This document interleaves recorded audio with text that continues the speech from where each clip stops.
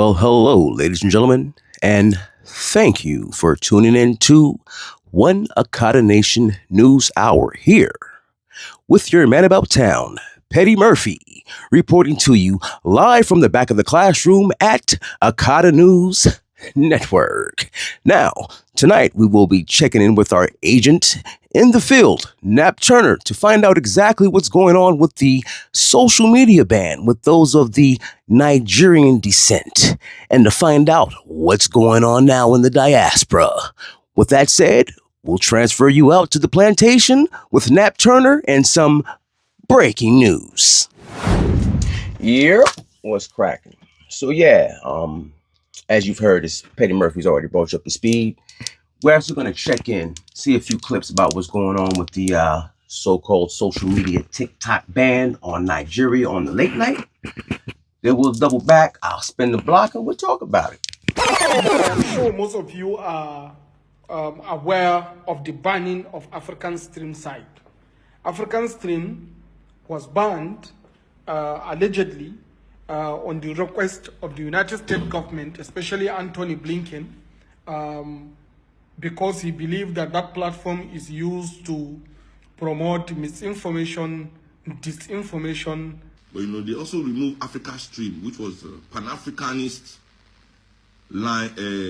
channel on YouTube, Instagram. They scrap all of them. They say African Stream is using their station to interfere in other people's politics. He said that we have to get rid of them because they're harming the African people, that the misinformation is harming the African people. Let me ask you guys here, everybody who's listening to me, do you believe for half a second that the United States government is worried about the welfare of African people? Leave it in the comments. Because that's what Blinken was saying. I'm looking at this and saying to myself that, oh wow, that's much bigger than anything that you could accuse somebody of at this point, especially a media network, is that you're actively working as a propaganda arm of the arch enemies of the United States. What more is there? You've got to go as far as America is concerned. But this is the key question that you've got to ask yourselves, guys. Do you believe that? Where is your evidence that this is the truth? African Stream is officially banned on every platform.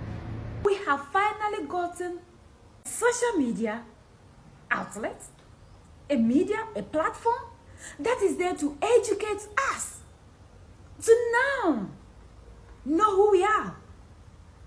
A platform that has given us the voice to talk, to be heard. It is causing propaganda. Against who? Anytime African is doing something good, they find something to target. Do we not have the right to also voice out? We to always sit down, listen to what you feed us with. We are in the 21st century. Things will definitely change.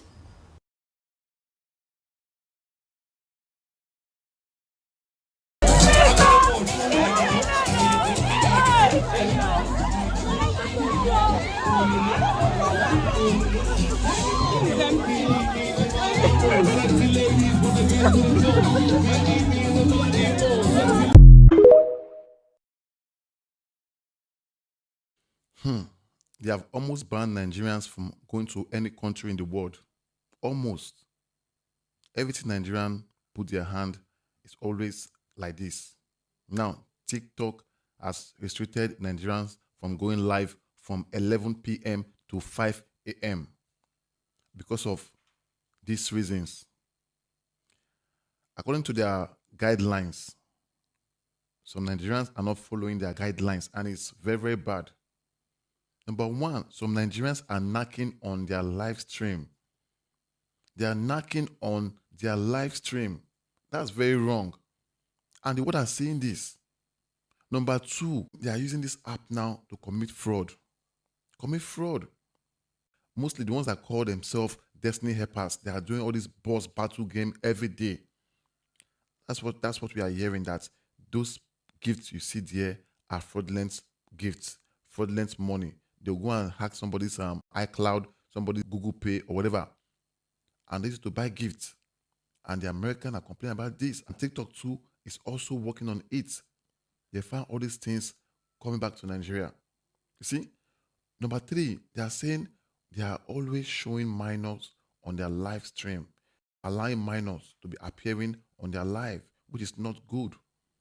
Understand? There's a lot of complaint from Nigeria right now. Even they are talking about number four is about gift baiting. My dear, do my dear. You know, all these gift baiting lives. Last month, TikTok banned a lot of accounts from Nigeria. Banned a lot of accounts from Nigeria. And also again, um, um, they also removed some hosts' gifts gallery. Some hosts are complaining that TikTok removed their gift gallery. They cannot give them anymore because TikTok discovered that they are also using their platform to commit fraud, co-signing with fraudsters to give them um, and and sharing the proceeds. So Nigerians, let's do better, please. Every time we cannot be on the blacklist of everything. It's not good. Now y'all are giving the country a bad name. This TikTok is a blessing to a lot of people. Some of us are just here to do our content to help people, to help the world, not to defraud anybody, not to make anybody feel bad, but to speak the truth. So, Nigerians, please, let's do better. Please, if you are one of those people that are doing all these things I just mentioned on this post, please desist from it. Stop it because, again, they are still going to be checking a lot of people's content, people's live, and more accounts will be banned. Please, Nigerians, we can do better. Thank you. And also, please follow my backup page because I don't know what's happening now. Please follow this page, the Boss Talk Show Backup. Please follow my backup page. Thank you very much. So you mean to tell me that Nigeria lost late night live access to TikTok because y'all niggas was hunching on live, making flicks and porn videos, hunching on live, bro. Begging, excessive begging, right? Breaking the gifting rules, right? Whatever the fuck. And then using the app to basically commit fraudulent activities. And that is why y'all lost live access as an entire country. You know how bad y'all gotta be hunching on live stream for them to ban the entire fucking country, nigga? From late night live access? Come on, bro. Come on, y'all gotta do better, bro. Come on, G. That shit is crazy.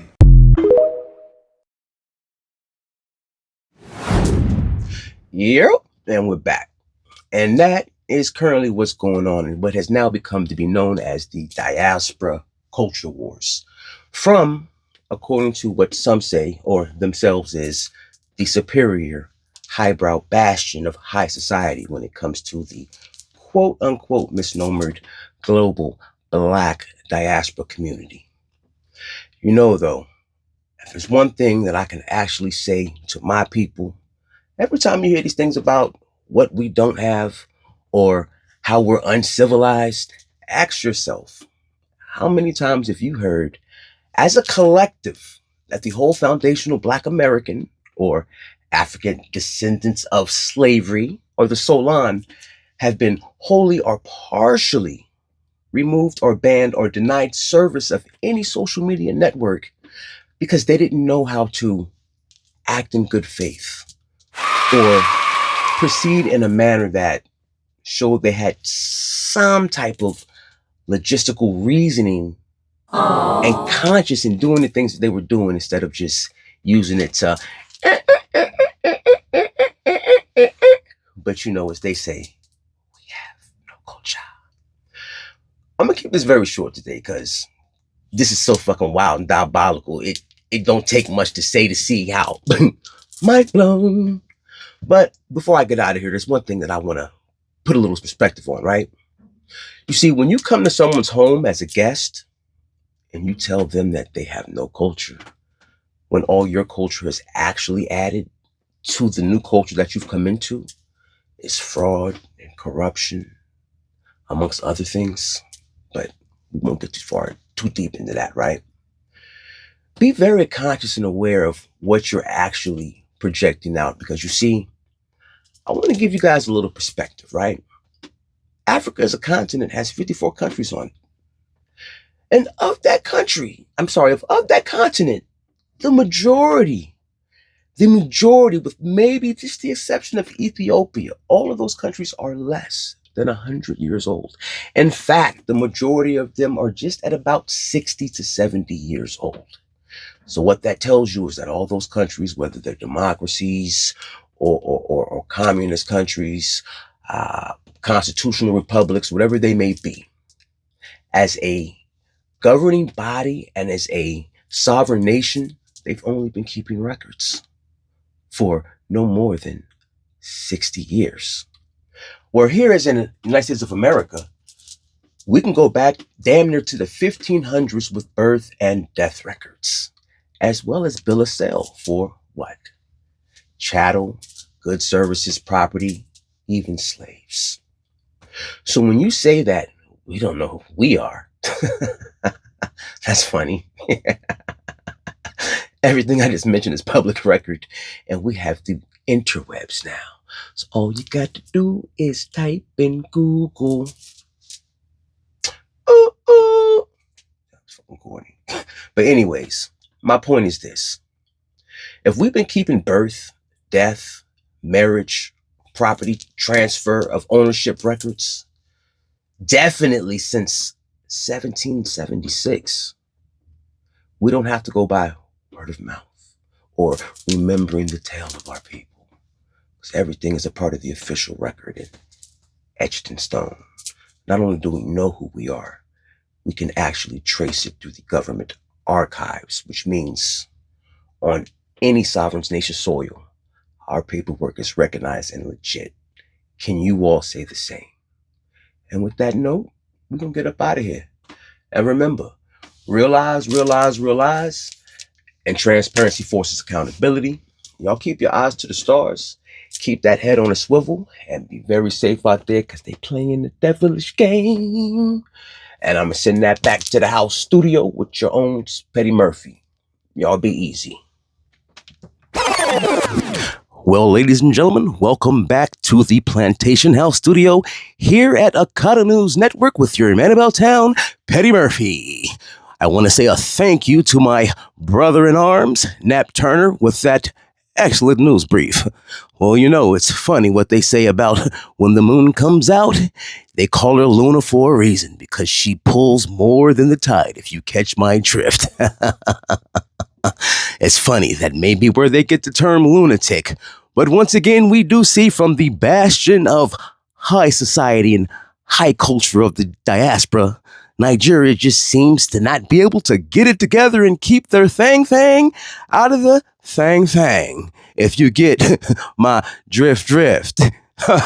But anyways, at that note, we'll be signing out for the night. It is your man about town here again at Akata News Network, Petty Murphy, live from the back of the classroom. Everyone be safe, have a wonderful day, and thank you for tuning in.